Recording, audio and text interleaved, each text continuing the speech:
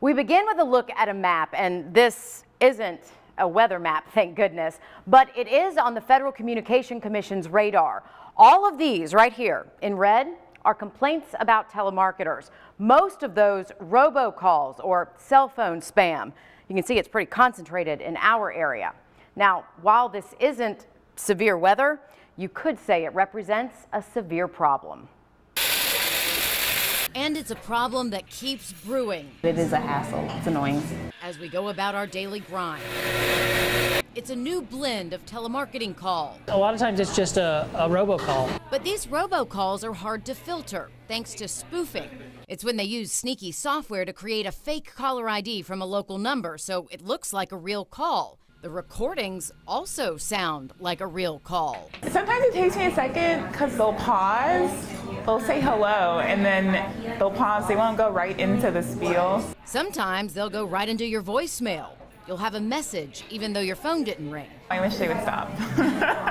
Robocalls are happening a lot lately. According to the FTC, every U.S. household received about 230 robocalls last year. That number is only climbing. They're persistent and they're constant. So how do you cut down on these calls? Well, first, Google your number just to see if it's out there. I did, and I was surprised to see that mine was listed. Now, it was assigned to somebody else, but hey, that means that it's still on an internet database. Great. Next, check to see if your number's listed on the do not call list. It's been around for more than a decade, and millions of you put your landline on it. But have you added your cell phone? I thought I had. Nope. So I added my number, and it did cut down on some calls. Some, but not all. If you get one, you do need to report it to the FTC. I'm putting that information for you right now on my Meredith Anderson WRDW-WAGT Facebook page.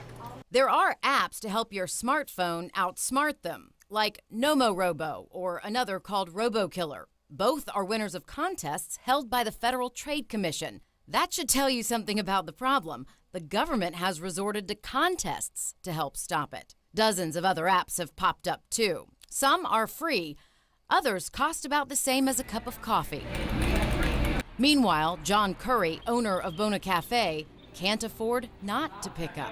It's a business line. We have to answer the phone. We can't just let it go. Even if it ends up being a telemarketer trying to sell him something. But experts worry about those who want to steal.